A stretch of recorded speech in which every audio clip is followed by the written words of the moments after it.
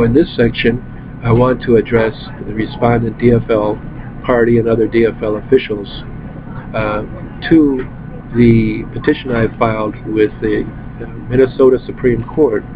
And they've raised arguments that the court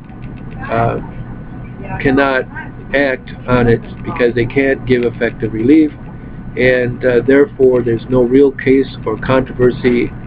Respondents have, the DFLers, have presented a kind of hybrid argument for mootness, really arguing that not that the 204B.44 action, which gives them power to mandate the correct conduct of election officials, public officials with election-related duties, not that that's moot, but saying rather that the 209.21 election contest is moot.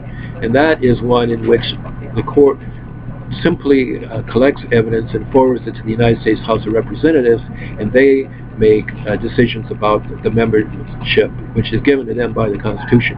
No Minnesota court has the power to void any congressional election because that decision is made by the House of Representatives itself. However, the states can give information to the U.S. Congress, who may then decide what to do about it.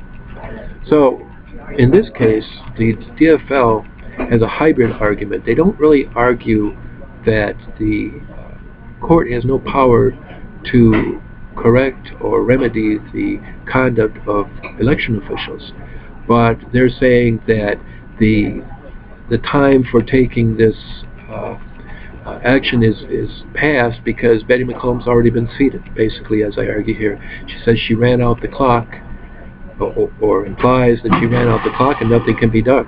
As I point out, the courts can never do anything about it. It's always totally up to the House. So it really doesn't matter if they seated her or not, they still have the same power. So I want to address this mootness issue which they've raised, which say she's already in, nothing can be done, drop the whole case. Now, regarding the so-called mootness of the power of the Minnesota Supreme Court to correct the conduct complained of here of election officials, the Minnesota Court of Appeals, in the previous case, accepted the mandate of the United States Supreme Court in Storer versus Brown from 1974, and said that the U.S. Supreme Court recognized that the passage of an election does not necessarily render any election-related case to be moot.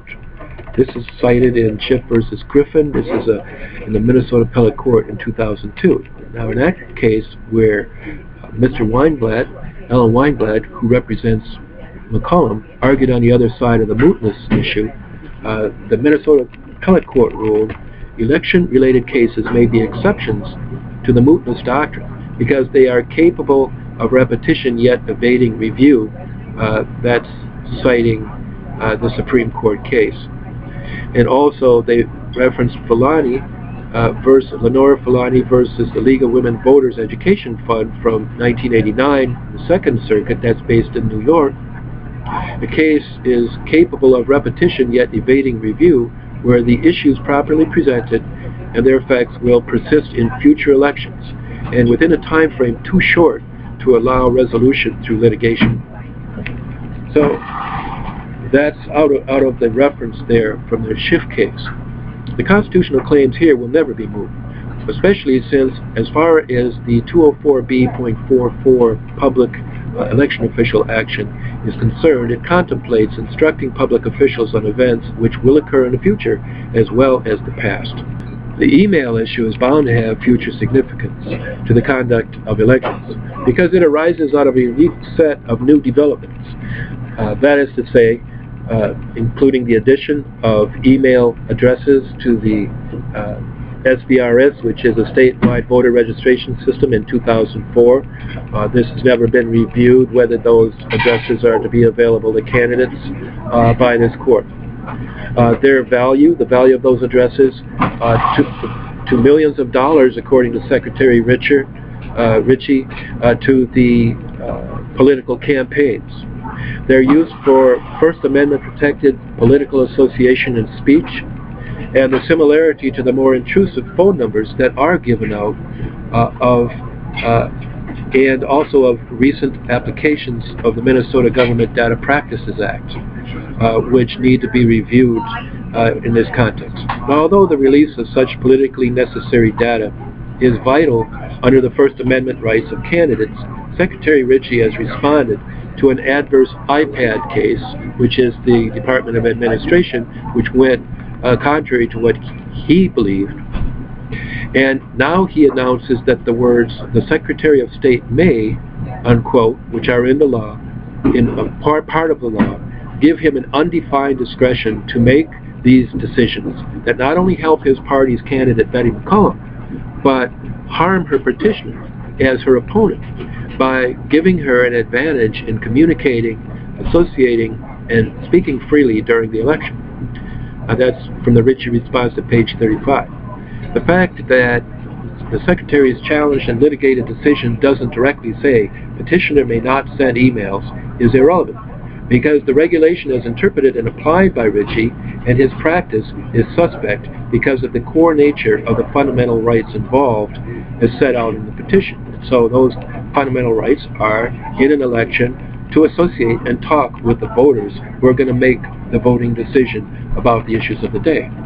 Now, this is directly parallel to Buckley versus Vallejo. That's a Supreme Court case from 1976, in which the Supreme Court found that a cap on expenditures, although it did not directly regulate the speech of candidates, quote, directly impinged upon the rights of individual citizens and candidates to engage in a political debate and discussion. And so the court recognized that this discussion involves not just the candidates, but all the voters.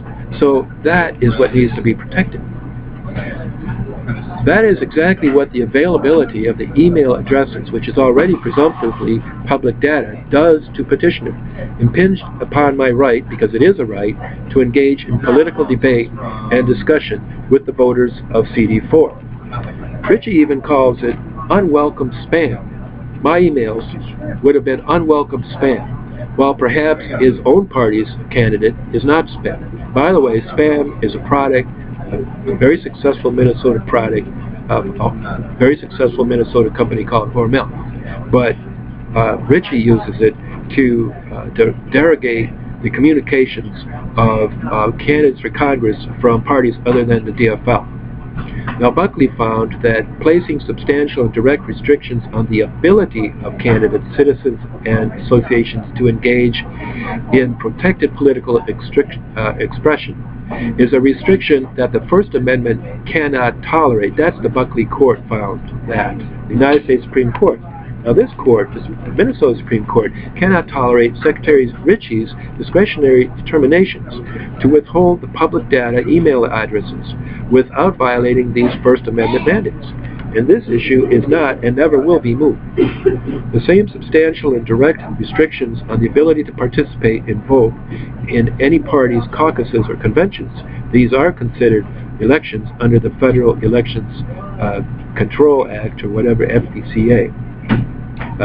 Federal Elections Commission Act, occurs when one cannot participate or vote unless they agree to a majority of women or women and minorities making all the decisions. This is direct. It is a substantial restriction on the ability to attend effectively, to participate and vote in the endorsement process. It is even undue influence because the force of the state backs the exclusion from voting. And the principle is not a principle at all. It is a classification of groups, including as the largest one, women, and restricts the ability of white men to engage in this protected political speech to just 35 to 40%. While it is not a legitimate principle, but rather a practice, it is obvious that the political expression forced upon all is a principle which can't be tolerated. Simply put, the belief that the equal protection and the 14th Amendment require that all can participate and vote without the distinction of race, gender, or other irrelevant feature is not an adverse political principle under the Wisconsin case definition. That's another Supreme Court case. And to the degree that it might be a worthy objective to be more inclusive, the state has not shown a compelling interest in allowing this practice, which obviously Secretary Ritchie is aware of and allows in his enforcement another kind of intolerable discretion under the First Amendment. Neither of these issues are going away, and since I have announced my own intent to run in 2014 a specific election, they have already impeded me from acquiring the email addresses, baselessly labeled me as having adverse political principles to the DFL, and will continue to bar me from associating or speaking with the CD4's voters and Congressional District 4's voters and potential voters as the 2014 vote draws near. And if this case is not fairly disposed of, it will politically impact the campaign in 2014, leading to attacks for my raising the issues. And it is likely to be emulated across the nation in other states as they choose political representatives. Further, constitutional election-related claims are the type that were addressed in Storer as having future significance, justifying judicial review, even if the election was passed, and are certainly contemplated in the election contest law as well, the Minnesota law. Now, Minnesota elections law permits holding candidates accountable through election contests which are required to be held after the election. And so the passage of the election, even its certification, does not make the case moot. The process collects evidence on deliberate, serious, and material violations of Minnesota election law to forward to Congress. While there is a statute of limitations to accommodate the schedule of the House of Representatives to swear in its members, that does not affect the relief which the Minnesota courts can give, because they never give any relief in the case of voiding the election, and this is by design and does not make the procedure moot. Else all election contests under 209.21 would be moot by definition, an absurd result which is not advanced by anyone.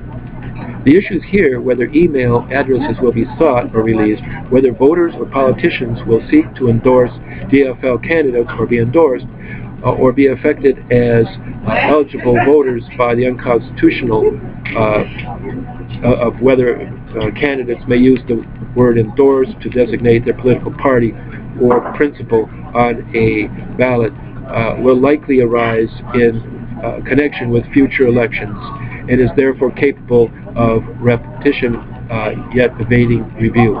So appellant's petition is not moot. Regarding the issue of whether I have adverse principles to the DFL, I want to add a little bit more. As respondents urged that I was supposedly required by the doctrine of laches to file a lawsuit under 204B.44 with this court during the election campaign of 2012 or 2010, rather than simply engage in the core freedoms of political association speech in my campaign, and that the election contest, which is governed by a clear statute of limitations, should not be available. I believe the election and related judicial scheme established by the legislature is designed to avoid forcing candidates or voters to take these kinds of issues to court during a campaign.